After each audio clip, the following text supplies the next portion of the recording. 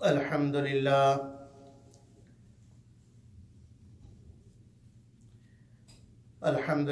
نحمده ونستعینه ونستغفره ونؤمن به ونتوکل علیہ.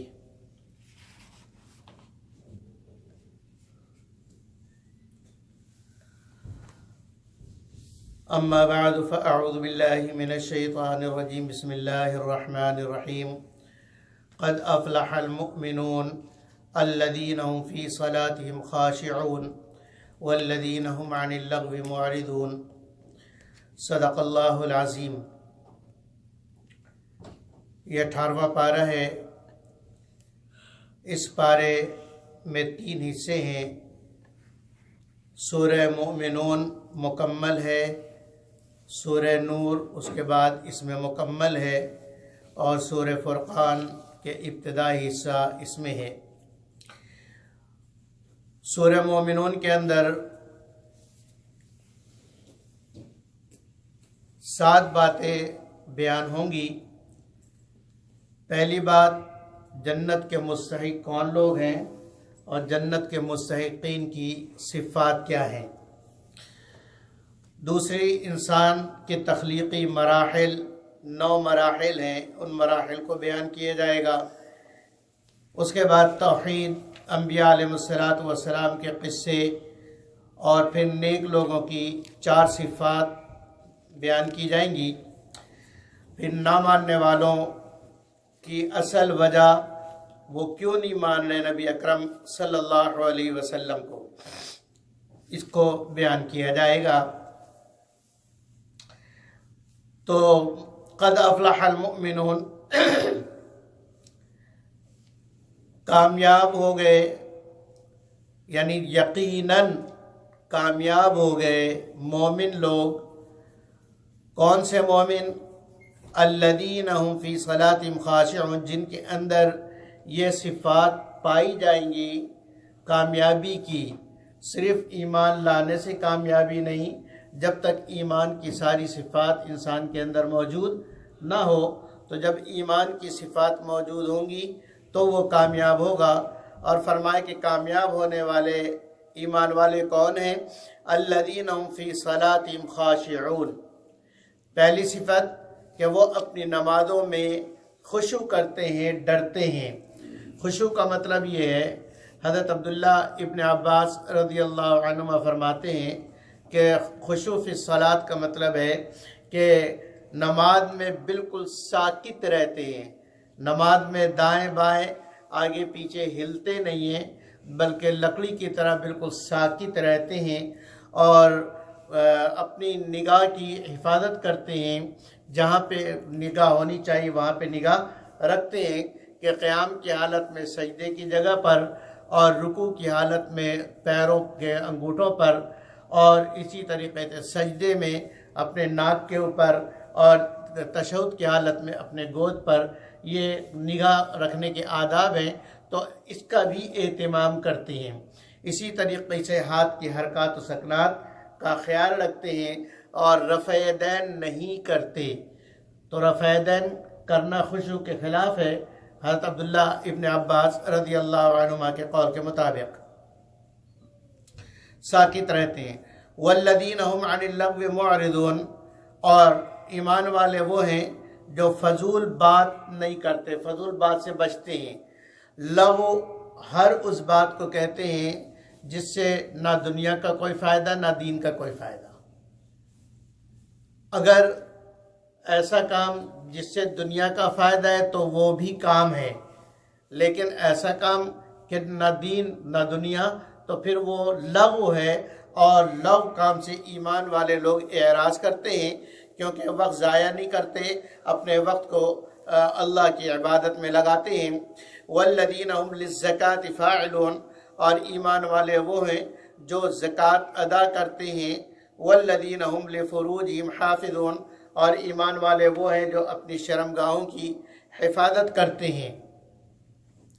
الا علی ازواجہم او ما ملکت ایمانہم، سوائے اپنے زوجات پر اور اپنے باندیوں پر، کیونکہ وہ حلال ہے. فَإِنَّهُمْ غَيْرُ مَلُومِينَ، ہاں تو وہ ان میں اپنی شرمگاہ کو استعمال کرنا فَإِنَّهُمْ غَيْرُ مَلُومِينَ، اس میں کوئی ملامت نہیں ہے۔ فَمَنِ ابْتَغَىٰ وَرَاءَ ذَلِكَ، جو اپنی شہوت کو اس کے علاوہ چیزوں سے پورا کرتا ہے، فَأُولَٰئِكَ هُمُ الْعَادُونَ، تو یہ حد سے گزرنے والا ہے، یہ لوگ حد سے گزرنے والے ہیں۔ آگے ایمان والوں کی کیا علامت ہے؟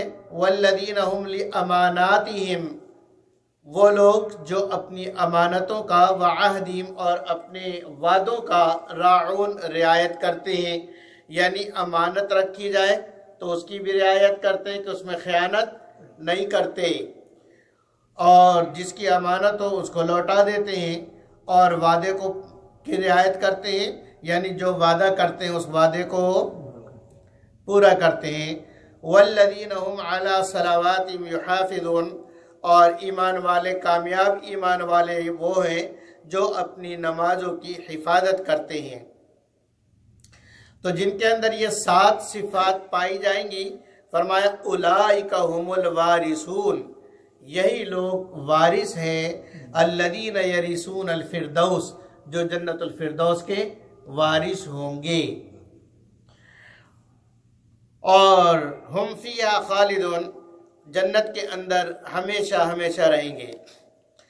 آگے انسان کی تخلیق کے مراحل، وَلَقَدْ خَلَقْنَا الْإِنسَانَ مِنْ سُلَالَةٍ مِّن طِينٍ، کہ ہم نے انسان کو کھنکتی ہوئی مٹی سے پیدا کیا۔ کھنکتی ہوئی مٹی کا مطلب یہ کہ جب وہ سوکھ جاتی ہے اور اسے ٹکرایا جائے تو آواز پیدا ہوتی ہے، اس لیے اس کو سلالہ کہتے ہیں، آواز والی مٹی۔ تو پہلے مٹی، پھر مٹی سے پودے اور غلے نکلے، اس کو مرد اور عورت نے کھایا، اور پھر اس سے نطفہ بنا، وہ نطفہ ثم جعلناہ نطفتاً، پھر ہم نے اس مٹی کی پیداوار سے نطفہ بنایا، منی بنائی، اور پھر منی کو ہم نے رکھ دیا فی قرار مکین، ایک رہنے کی ٹھکانے پر، یعنی رحم میں۔ ثم خلقنا النطفہ، پھر نطفے کو ہم نے علقتاً، علقہ بنایا، جمع و خون۔ فخلقنا العلقۃ مضغہ، پھر جمے ہوئے خون کو ہم نے گوشت کا لوتھڑا بنایا۔ فخلقنا المضغۃ عظاما، پھر گوشت سے ہم نے ہڈیاں بنائی۔ فکسونا العظام لحما، پھر ان ہڈیوں پر ہم نے گوشت چڑھایا، اور پھر اس کے اوپر کھال چڑھائی۔ ثم انشأناہ خلقا آخر، پھر ہم نے ایک نئی تخلیق کر کے اس کو وجود عطا فرمایا۔ فتبارک اللہ احسن الخالقین، تو کتنی برکت والا ہے اللہ، اور کتنی اچھی تخلیق کرنے والا ہے۔ کہانی تمہاری ختم ہو گئی؟ کہانی ختم نہیں ہوئی۔ ثم انکم بعد ذلک لمیتون، پھر اس کے بعد تمہیں مرنا ہے، اور کہانی اب بھی ختم نہیں۔ ثم انکم یوم القیامت تبعثون، پھر قیامت کے دن تمہیں دوبارہ اٹھایا جائے گا، اور پھر قیامت کے دن جب تمہیں اٹھایا جائے گا، اور اس وقت تمہارے سارے زندگی کا حساب کتاب ہوگا، تمہیں یقین کیوں نہیں آتا؟ وَلَقَدْ خَلَقْنَا فَوْقَكُمْ سَبْعَ طَرَائِقَ، توحید کی نشانیاں دیکھو، اللہ کی قدرت کی نشانیاں دیکھو کہ تمہارے بالکل اوپر 7 مضبوط آسمان اللہ نے بنائے ہیں۔ وَمَا كُنَّا عَنِ الْخَلْقِ غَافِلِينَ، اور یہ سب کچھ بنا کے اللہ مخلوق سے غافل نہیں ہے۔ اور وَأَنزَلْنَا مِنَ السَّمَاءِ مَاءً، یہ سب قدرت کی نشانیاں کہ آسمان سے پھر ہم نے اندازے کے مطابق بارش اتارا، فَأَسْكَنَّاهُ فِي الْأَرْضِ، اور ان بارشوں کو زمین میں ٹھکانہ دیا، زمین میں اس کو رکھا، اور زمین کے اندر ایسے مسامے بنائے، باریک باریک سوراخ کہ پانی اس زمین کے اندر چلا گیا، اور پھر اس پانی نے اندر جا کے نچلی سطح کو سیراب کیا، اور اس کے ذریعے سے ہم نے پودے، پھل فروٹ، یہ ساری چیزیں نکالی۔ وَإِنَّ عَلَىٰ ذَهَابٍ بِهِ لَقَادِرُونَ، تو جس طریقے سے ہم نے آسمان سے اتارا ہے، ایسے ہی ہم اس پانی کو ختم کرنے پر بھی قادر ہیں۔ فَأَنشَأْنَا لَكُمْ بِهِ جَنَّاتٍ مِّن نَخِيلٍ وَأَعْنَابٍ، ہم نے تمہارے لیے بنایا باغات کھجور کے اور انگور کے، لکم فیہا فواکہ کثیرہ، بہت سارے پھل ہیں، ومنہا تأکلون، اور تم اس میں سے کھاتے ہو۔ اسی طرح وشجرتن، ایک خاص درخت بھی تمہیں دیا ہے، تخرج من طور سینا، جو طور سینا میں اگتا ہے۔ کون سا درخت ہے؟ تنبت بالدہن، کہ تم اس کا تیل نکالتے ہو، وصبغ للآکلین، اور پینے والے کے لیے بہت مزیدار ہے، زیتون۔ وَإِنَّ لَكُمْ فِي الْأَنْعَامِ لَعِبْرَةً، تمہارے لیے چوپائے جانوروں میں بڑی عبرت کا سامان ہے، اللہ کی قدرت پہ غور کرو۔ نُسْقِيكُم مِّمَّا فِي بُطُونِهَا، کہ ہم تمہیں پلاتے ہیں ان کے کھیتوں سے، ان کے پیٹ سے، وَلَكُمْ فِيهَا مَنَافِعُ، اور تمہارے منافع کثیرہ، بہت تمہارے لیے کیا ہے؟ نفع ہے، وَمِنْهَا تَأْكُلُونَ، اور تم اس سے کھاتے بھی ہو۔ وَعَلَيْهَا وَعَلَى الْفُلْكِ تُحْمَلُونَ، اور اس کے اوپر اور اسی طریقے سے پانی کے اندر کشتیاں جن کے اوپر تم سامان اٹھاتے ہو۔ آگے حضرت نوح علیہ السلام کا واقعہ، کہ نوح علیہ السلام نے قوم کو دعوت دی اور قوم سے کہا، یا قوم اعبدوا اللہ ما لکم من الہ غیرہ افلا تتقون، میرے قوم اللہ کی عبادت کرو، اس کے سوا کوئی معبود نہیں، تم اللہ سے ڈرتے نہیں ہو۔ قوم ہر درمی پر اتر آئی اور قوم نے نہ مانا، تو اللہ رب العزت نے نوح علیہ السلام کو کشتی بنانے کا حکم دیا۔ وَأَوْحَيْنَا إِلَيْهِ أَنِ اصْنَعِ الْفُلْكَ بِأَعْيُنِنَا، ہمارے سامنے کشتی بناؤ۔ وَوَحْيِنَا فَإِذَا جَاءَ أَمْرُنَا وَفَارَ التَّنُّورُ، جب ہمارا حکم آئے گا، اور ہمارا حکم کب آئے گا؟ اس کی پہچان یہ ہے کہ تندور سے پانی نکلنے لگے گا، گرم تندور سے پانی نکلنے لگے گا۔ جب تندور کے اندر سے پانی اوپر آنے لگے تو سمجھ لو کہ اب طوفان آ گیا۔ تو فَاسْلُكْ فِيهَا مِن كُلٍّ زَوْجَيْنِ اثْنَيْنِ، ہر جوڑے میں سے دو دو جوڑے تم کشتی کے اندر رکھ لینا، وَآلِنَا، اور اپنے گھر والوں کو، إِلَّا مَنْ سَبَقَ عَلَيْهِ الْقَوْلُ مِنْهُمْ، مگر وہ لوگ جن کے بارے میں یہ فیصلہ ہو چکا ہے کہ وہ ایمان نہیں لائیں گے، جیسے ان کی اہلیہ۔ وَلَا تُخَاطِبْنِي فِي الَّذِينَ ظَلَمُوا إِنَّهُمْ مُغْرَقُونَ، اور ظالموں کے بارے میں مجھ سے دعا مت کرنا، وہ غرق ہوں گے۔ اور پھر فَإِذَا اسْتَوَيْتَ أَنْتَ وَمَن مَّعَكَ عَلَى الْفُلْكِ، جب تم کشتی پر، تم اور جو لوگ تمہارے ساتھ ہیں کشتی پر سوار ہو جائیں، تو پھر فَقُلْ، تو پھر یہ دعا پڑھو، الحمدللہ الذی نجانا من القوم الظالمین، اے ہمارے رب، سب تعریف اللہ کے لیے جس نے ہمیں ظالم لوگوں سے نجات دی۔ اور پھر راستے میں یہ دعا پڑھتے رہو، اور جہاں اترو، جہاں تمہاری سواری رکے، وہاں اتر کے یہ دعا پڑھو، وقل، اور یہ دعا پڑھو، ربی انزل لی منزلا مبارکا، اے ہمارے رب ہمیں عزت کے ساتھ اتاریے، وانت خیر، اور برکت کے ساتھ، وانت خیر المنزلین، اور آپ بہترین عزت کے ساتھ ٹھکانہ دینے والے ہیں، اتارنے والے ہیں۔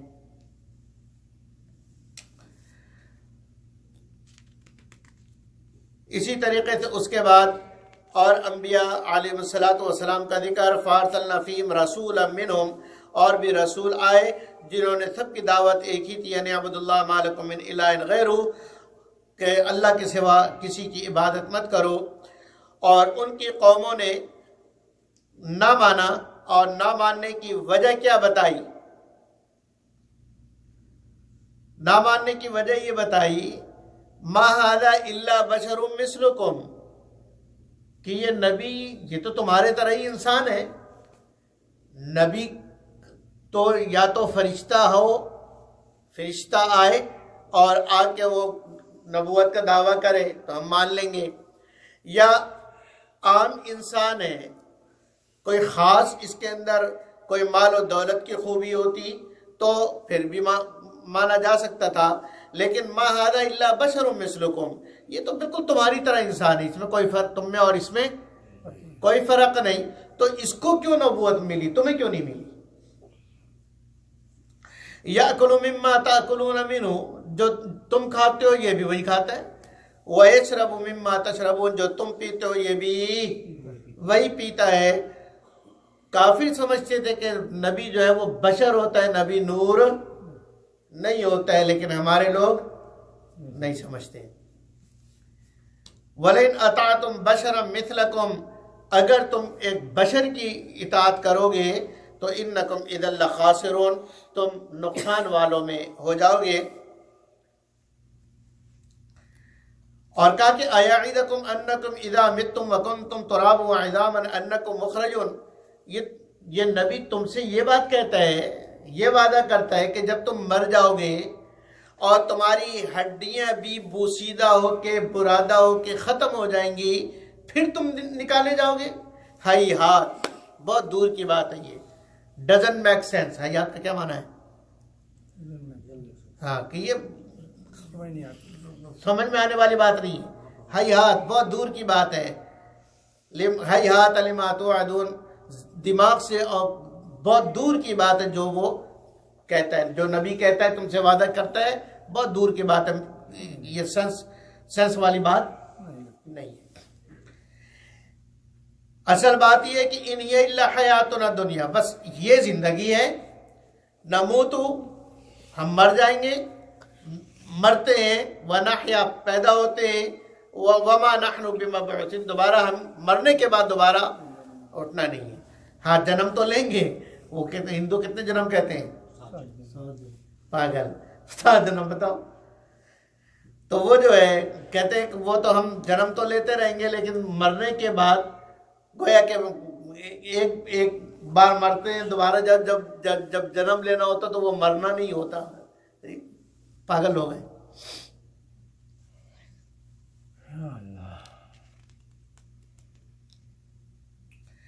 تو یہ تو ایک آدمی ہے اور اللہ پر جھوٹ باندھ رہا ہے، ہم ایسے پر ایمان نہیں لائیں گے۔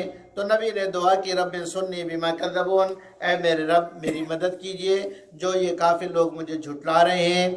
تو اللہ نے پھر ان کو سزا دی، فاخذتهم الصیحۃ بالحق، ایک چیخ ان کے اوپر آئی، فجعلناہم غثاء، وہ پھر ایسے زمین پر پڑے ہوئے تھے جس سے بھینس گائے کھانے کے بعد جو بھوسا چھوڑ دیتی ہے ویسی ان کی شکلیں ہو گئی تھی۔ فبعدا للقوم الظالمین ثم انشأنا من بعدهم قرونا آخرین، اور پھر اس کے بعد ہم نے دوسری انسانوں کو پیدا کیا، ان میں رسول بھیجے، موسیٰ علیہ السلام اور ہارون علیہ السلام کو بھیجا، الی فرعون و ملئی، فرعون اور اس کے لشکر کی طرف، قوم کی طرف۔ انہوں نے بھی تکبر کیا اور انہوں نے بھی یہی بات کہی، انؤمن لبشرین مثلنا، اپنے جیسے انسان پہ ہم ایمان لے آئے، حالانکہ ان کی قوم تو ہماری غلام ہے، قوم لنا عابدون، وہ تو غلاموں کی نسل ہے، تو ہم اس پر ایمان لے آئے۔ ایمان لانے کا مطلب تو یہ ہے کہ ہم اسے اپنا بڑا سمجھ لیں، حالانکہ وہ تو ہمارے غلام قبیلے سے ہے۔ یہ اس کا تکبر تھا فرعون کا، کیا تھا؟ فَكَذَّبُوهُمَا فَكَانُوا مِنَ الْمُهْلَكِينَ، فرعون اور فرعونیوں نے موسیٰ اور ہارون علیہ السلام کو جھٹلایا تو وہ ساری قوم ہلاک ہو گئی۔ موسیٰ علیہ السلام کو ہم نے کتاب دی تاکہ لوگ ہدایت پر آ جائیں۔ اس کے بعد حضرت مریم اور حضرت عیسیٰ علیہ السلام، وہ یہ تھا کہ ایک بادشاہ تھا جو حضرت عیسیٰ علیہ السلام اور ان کی والدہ محترمہ حضرت مریم علیہ السلام کا دشمن ہو گیا، اور اس نے ان کو پکڑنے اور ان کو نعوذ باللہ قتل کرنے کا حکم جاری کیا۔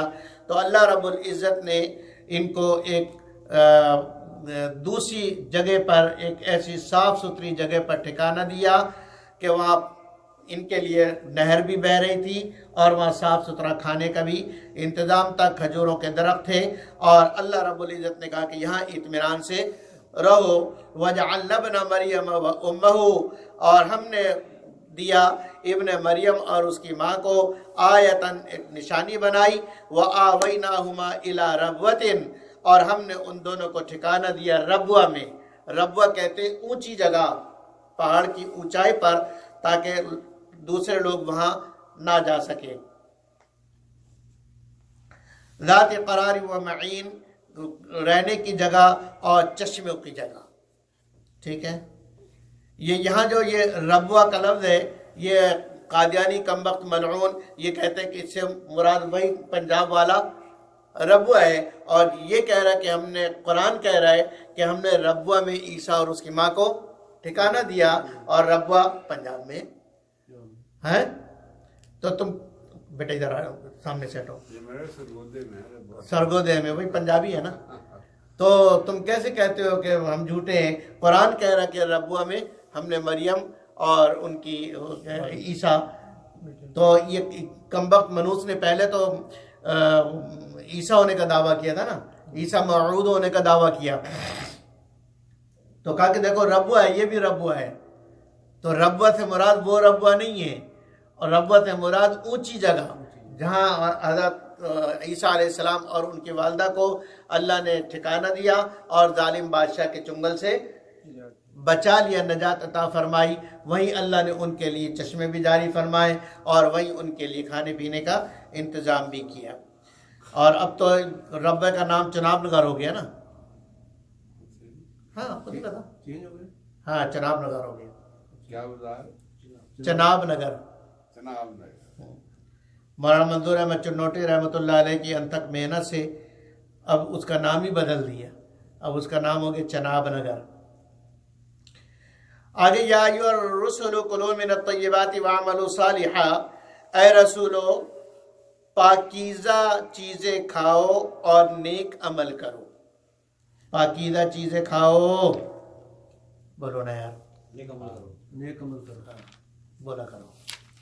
پاکیزہ چیزیں کھاؤ اور نیک عمل کرو.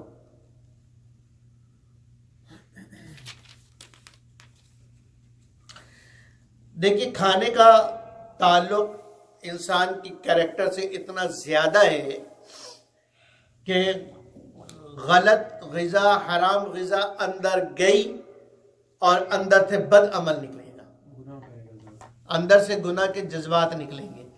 اور انتہائی گناہ گار آدمی کسی اللہ والے کے پاس اس کو چھوڑ دیں کہ صرف اللہ والے کے گھر کا کھانا کھائے، اس کی اندر سے ایسی اوور ہالنگ ہوگی، ایسی صفائی ہوگی کہ وہ پکی توبہ کرے کی توفیق ہوگی، اور پکی توبہ کے بعد اللہ تعالیٰ اسے نیک عمل کی توفیق دیں گے. کیونکہ اندر جو حرام کا زہر بھرا ہوا ہے نا، وہ زہر اندر سے بد عملی بنا کے نکالتی ہے. ٹھیک ہے کہ نہیں؟ جب آدمی پوائزن والی چیز کھائے گا تو پوٹی جو نکلے گی پوائزن والی ہوگی نا. ایسی اعمال جب اندر سے نکلیں گے تو وہ پوائزنس ہوں گے، اللہ کی نافرمانی والے ہوں گے. اس کا اللہ نے بڑا اہتمام کیا، اور سب سے پہلے سارے انسانوں کو کہا دوسرے سپارے میں، یا ایھا الناس کلوا مما فی الارض حلالا طیبا. اے سارے انسانوں، اس لیے کہ جب عام انسان بھی جب حلال کھائے گا تو رذالت اس کے اندر سے کم ہوگی اور اس کو ایمان کی طرف بڑھنے میں آسانی ہوگی. ٹھیک ہے، ایمان کی طرف اس کی رغبت ہوگی، اور ایمان والی چیزیں اس کو اچھی لگیں گی. جب اچھی لگے گی، اٹریکشن ہوگی، تو وہ خود بخود آگے آئے گا. اس لیے سارے انسانوں کو کہا کہ اگر تم ایمان لانا چاہتے ہو تو کلو مما فی الارض حلالا طیبا. ایک تو حلال ہو، دوسری پاکیزہ ہو. اور شیطان ولا تتبع خطوات الشیطان، یہ پہلا حکم تھا غذا کے بارے میں. پھر اللہ رب العزت نے پہلے سارے انسانوں کو خطاب کیا، پھر اللہ نے اس میں سے خاص کیا ایمان والوں کو، کیونکہ ایمان والے خصوصی لوگ ہیں نا، وی آئی پی لوگ ہیں. تو پھر اب ایمان والوں کو دوسرے نمبر پہ، یا ایھا الذین آمنوا کلوا من طیبات ما رزقناکم. اے ایمان والو، تم پاکیزہ چیز میں سے صرف کھایا کرو جو ہم تمہیں دیں، جو ہم نے تمہیں پاکیزہ چیزیں دی ہیں صرف اس میں سے کھاؤ. اور دوسرا کام یہ کرو کہ واشکروا للہ، اللہ کی شکر کیا کرو. جب بھی کھاؤ شکر کرو. ان کنتم ایاہ تعبدون، اگر تم اللہ کی عبادت کرنا چاہتے ہو. تو گویا کہ حلال طیب پاکیزہ کھا کر آدمی اللہ کا شکر ادا کرے، یہ دو کام کر لے، ان کنتم ایاہ تعبدون، اللہ اس کی توفیق خود دے دیں گے۔ سمجھ آگے کہ نہیں؟ پھر تیسرے نمبر پر اس میں سے بھی خاص، ایمان والوں میں سے بھی خاص الخاص رسولوں کا طبقہ، تو پھر اللہ نے رسولوں کو بھی یہی ہدایت دی، یا ایھا الرسل، اے تمام رسولوں، کلوا من الطیبات، کہ تم جو پاکیزہ چیزیں کھاؤ تو اس کا فائدہ کیا ہوگا، واعملوا صالحا، نیک عمل کرو۔ جب پاکیزہ چیزیں آدمی کھائے گا تو نیک عمل خود بخود نکلے گا۔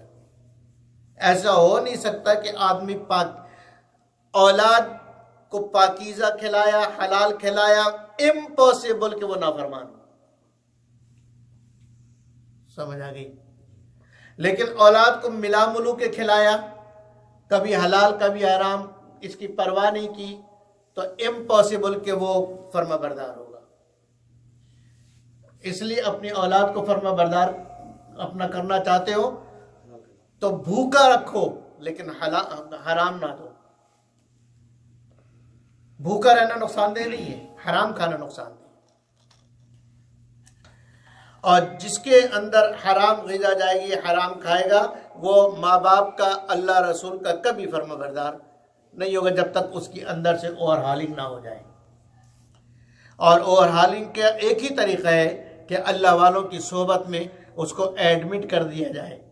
اس کا مرض اتنا بڑھ گیا ہے کہ ہسپتال گھر میں اس کا علاج نہیں ہو سکتا، لہذا اس کو کسی اللہ والے کی ہاسپٹل میں ایڈمٹ کرنا ہوگا۔ تو جب وہ اللہ والے کی ہاسپٹل میں ایڈمٹ ہوگا اور اللہ والے کا علاج اس پر چلے گا، اور اس کے اوپر جو ہے اللہ اللہ کی ضربیں پڑیں گی اور حلال لقمہ اس کو ملے گا، تو پھر انشاءاللہ اس اندر سے ساری گند بلا باہر نکل جائے گی، اور پھر جو اندر غذا جائے گی وہ پاکیزہ ہونے کی وجہ سے اعمال پاکیزہ نکلیں گی۔ سمجھ آگے کہ نہیں؟ تو آسان طریقہ ہے کسی اللہ والے کی صحبت میں بھیج دو۔ لیکن لوگ کہتے ہیں جی گھر پہ ہی مفتی صاحب کو پڑھ کے دم کر دو کہ بچہ ایک دم 360 ڈگری پہ ٹرن لے۔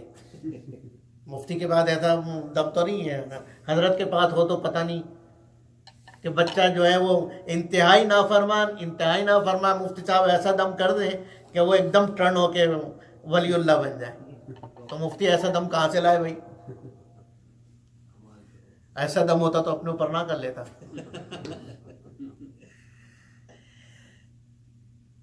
سمجھ آگے کہ نہیں؟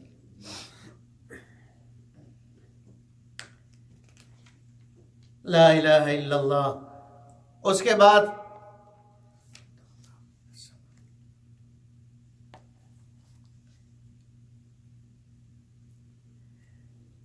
یہ فرمایا کہ ام یقول، نبی اکرم صلی اللہ علیہ وسلم پر لوگ ایمان نہیں لا رہے تو کیوں؟ ام یقولون بی جنہ، پہلے تو یہ فرمایا کہ ام لم یعرفوا رسولہم فہم لہ منکرون، کہ رسول کو وہ ایسا لگ رہا ہے کہ رسول کو پہچانتے ہی نہیں ہیں، حالانکہ بچپن سے رسول کو دیکھا ہے تو نہ پہچاننے کا کوئی سوال ہی پیدا نہیں ہوتا، پھر بھی نہیں مانتے۔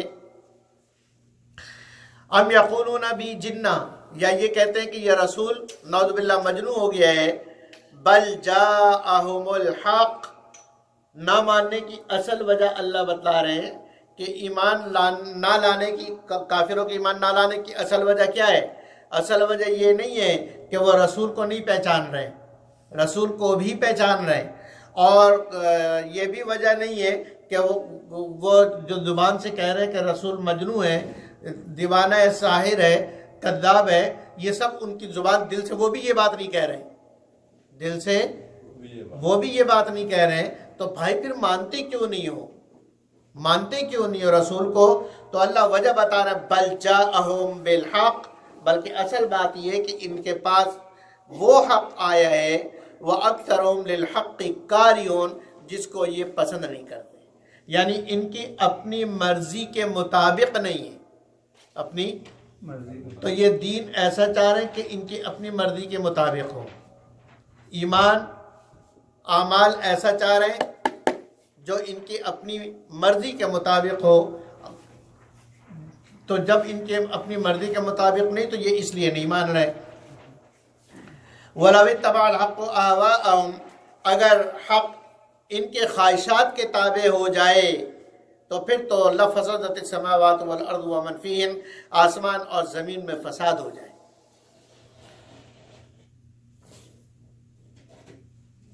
ام تسلم خرجا فخراج ربک خیر، تو فرمایا کہ نہ آپ ان سے کچھ معاوضہ مانگتے ہیں، آپ کے رب کا دیا ہوا بہت بہتر ہے، وہ خیر الرازقین. اسی طریقے سے یہ وجہ بتائی کہ نہ ماننے کی وجہ یہ ہے.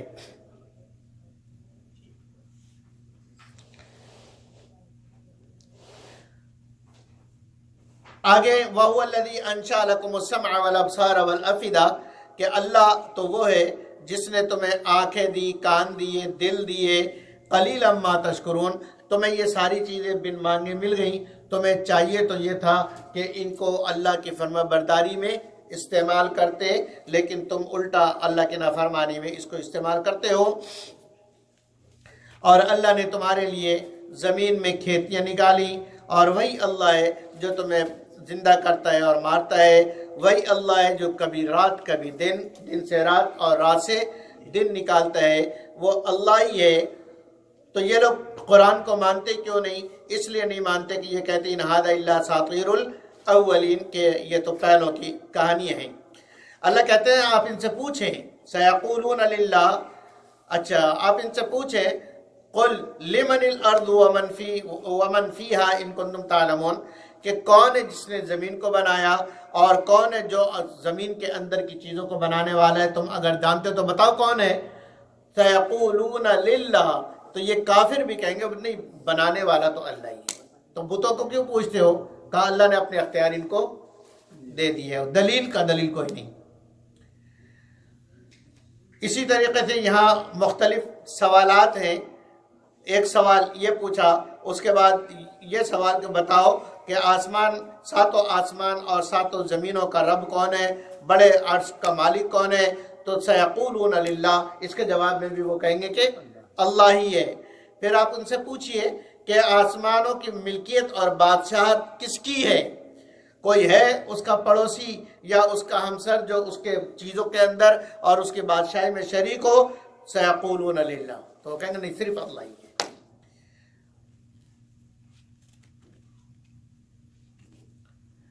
تو فرمایا کہ وَقُلْ رَبِّ إِمَّا تُرِيَنِّ مَا يُوعَدُونَ، آپ دعا کیجئے کہ اے ہمارے رب میری مجھے دکھا دیجئے بعد وہ باتیں جن کا ان سے وعدہ کیے جاتا ہے، یعنی ان کے اوپر جو عذاب کا وعدہ ہے وہ کچھ عذاب میں ہمارے سامنے آ جائے تاکہ تسلی ہو جائے. اللہ نے تسلی دی، رب فلا تجعلنی مع القوم الظالمین، یہ بھی دعا مانگی کہ ہمیں ظالم لوگوں میں نہ بنائیے. اور آگے فرمایا وقل رب اعوذ بک من حملات الشیاطین، یہ دعا مانگیے کہ شیطان آ کر ہمیں گمراہ نہ کر دے. وَأَعُوذُ بِكَ رَبِّ أَن يَحْضُرُونَ، اور اے ہمارے رب شیطان ہمارے سامنے آئے، اس سے ہماری حفاظت فرمائیے. اس کے بعد اہل جہنم سے کے بارے میں فرمایا فَمَنْ ثَقُلَتْ مَوَازِينُهُ فَأُولَٰئِكَ هُمُ الْمُفْلِحُونَ، کہ جن کے نیک اعمال کا وزن بھاری ہوگا وہ تو کامیاب. وَمَنْ خَفَّتْ مَوَازِينُهُ، اور جن کے نیک عمل کا وزن ہلکا ہوگا فَأُولَٰئِكَ الَّذِينَ خَسِرُوا أَنفُسَهُمْ، وہ انہوں نے خود اپنے آپ کا نقصان کیا. فی جہنم خالدون، ہمیشہ جہنم میں رہیں گے. اور کہا جائے گا تلفع وجوہہم النار، آگ ان کے چہروں کو جلائے گی. وہم فیہا کالحون، اور کوئلہ بن کے اس کے اندر رہیں گے. اللہ کہیں گے کہ ہماری آیتیں آئی تھی تم نے کیوں انکار کیا؟ تو وہ کہیں گے کہ اے ہمارے رب ہماری بدبختی ہم پر غالب آ گئی تھی، اب آپ ہمیں دوبارہ بھیج دیں. ربنا اخرجنا منہا فإن عدنا فإنا ظالمون، ہمیں یہاں سے نکال کے دوبارہ بھیج دیجئے، اب اگر ہم کریں تو پھر ہم واقعی ظالم ہوں گے. اللہ کہیں گے اخسؤ فیہا، پڑے رہو یہیں پر، ولا تکلمون، تم سے کوئی تم سے مذاکرات نہیں ہوں گے. پھر ان سے پوچھا جائے گا کب لبثتم فی الارض عدد سنین، ذرا بتاؤ تم دنیا میں کتنے دن رہے؟ قالوا لبثنا یوما و بعد یوم، کہیں گے کہ ایک دن یا آدھا دن، یعنی اتنی مختصر زندگی. پھر کہیں گے فَاسْأَلِ الْعَادِّينَ، اللہ ہمیں تو معلوم نہیں، یاد نہیں گنتی، جنہوں نے یاد رکھا ان سے پوچھ لیجئے. تو اللہ پھر خود جواب دیں گے إِن لَبِثْتُمْ إِلَّا قَلِيلًا، میرے بندو تم بہت تھوڑا رہے ہو دنیا میں. ہاں لو انکم کنتم تعلمون، کاش کہ تم سمجھ جاتے، کاش کہ تم سمجھ جاتے. آگے افحسبتم انما خلقناکم، یہ 4 آیتیں ہیں بڑی برکت والی، اور ہر چیز کا علاج ہے، ہر چیز کا علاج ہے. بڑا سے بڑا مرض اور پیچیدہ سے پیچیدہ مریض کے اوپر یقین کے ساتھ یہ 4 آیتیں پڑھ کے دم کی جائیں. یقین شرط ہے، یقین شرط ہے.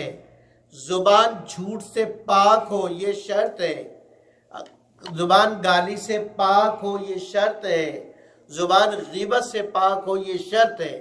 اگر اسی زبان سے غیبت بھی چل رہی ہے، اسی زبان سے جھوٹ بھی چل رہی ہے، تو یہ 4 آیتیں کیا 4000 پڑھنے کچھ نہیں ہوگا. سمجھ آگے کہ نہیں؟ تو اس لیے جو ہے کوئی بھی عمل کرنے سے پہلے، دم کرنے سے پہلے کم سے کم آدمی کو استغفار کر کے توبہ کر لینا چاہیے کہ ہو سکتا ہے کہ انجانے میں زبان سے غلط بات نکلی ہو. اس لیے کہ اگر زبان سے غلط باتیں نکلیں گی تو دم کا کوئی اثر. سورہ مومنون کی آخری 4 آیتیں، اتنے دیر سے کیا تفسیر ہو رہی ہے؟ سورہ مومنین کی 4 آیتیں. نبی پاک صلی اللہ علیہ وسلم ارشاد فرماتے ہیں کہ یہ 4 آیتیں ایسی ہیں کہ اگر یقین کے ساتھ پہاڑ پر بھی دم کر دیا جائے تو پہاڑ بھی اپنی جگہ سے ہٹ جائے. اگر کسی پہاڑ کو اس جگہ سے ہٹانا ہو تو یہ 4 آیت یقین کے ساتھ پڑھ کے دم کر دو، اور پہاڑ سے کہو کہ 2 فٹ ادھر ہو جاؤ، پہاڑ ادھر ہو جائے گا. لیکن اس کے لیے شرط کیا ہے؟ ہاں، اگر دم کا اثر نہیں ہو رہا تو قرآن کا قصور نہیں ہے، آیت کا قصور نہیں ہے. اس کے اندر طاقت قوت ویسے ہی موجود ہے، لیکن شرط یہ ہے کہ آپ نے پستول سے ہی نہیں لگایا ہے. اگر ایٹم بم کو بھی جب تک آپ اس میں گن میں رکھ کے فائر نہیں کریں گے تو کوئی فائدہ اس سے، چیونٹیاں بھی نہیں مریں گی. اگر اس کو ویسے ہی پھینک دیا تو اس سے چیونٹیاں بھی نہیں مریں گی. لیکن اس کو جو سسٹم ہے گن میں رکھ کے اور پھر اس کو جو فائر کریں گے، وہ جا کے جہاں پہ بھیٹ کرے گا پورے شہر کو برباد کر دے گا. پورے شہر اپنی جگہ سے ہل جائے گا، تہس نہس ہو جائے گا. ایسی یہ آیتیں جب گن صحیح ہوگی اور فائرنگ صحیح جگہ سے ہوگی تو پھر تو اثر کرے گا، اور بڑی سے بڑی چیزیں یوں ختم ہوں گی. ٹھیک ہے؟ لیکن ہم چاہ رہے ہیں کہ جیسی تیسی ہماری زبان ہو. ہم زبان کو تو پاک نہیں کریں گے، لیکن بس یہ دم کرتے ہی اثر ہو جائے. یہ خیال است و محال است و جنود. سمجھ آگے کہ نہیں؟ آگے سورہ نور ہے. ٹائم. سورہ نور